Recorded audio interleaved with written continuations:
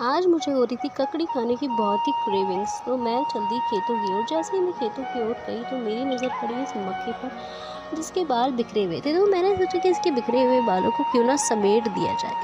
तो मैं इसके बालों को बनाने लगी, इसकी चोटी बना दी मैंने। पर इसकी चोटी बनाते हुए मुझे एक ही ख्याल आ रहा था कि यार मुझसे ज़्यादा लंबे और घने बाल तो इसके हैं, शर्म आनी चाहिए मुझे। बचपन में हम क्या करते थे ना, बालों की चोटियाँ बना दिया करते थे, ऐसे मक्के के बालों की चोटियाँ। फिर मुझे ककड़ी वकड़ी तो कुछ नहीं मिली। अब देख सकते सबसे बड़ी ककड़ी ये थी। और फिर मैं अमरूद तोड़ा मैंने और फिर मैंने खाया अमरूद। और अमरूद खाते हुए मैं आ गई घर को।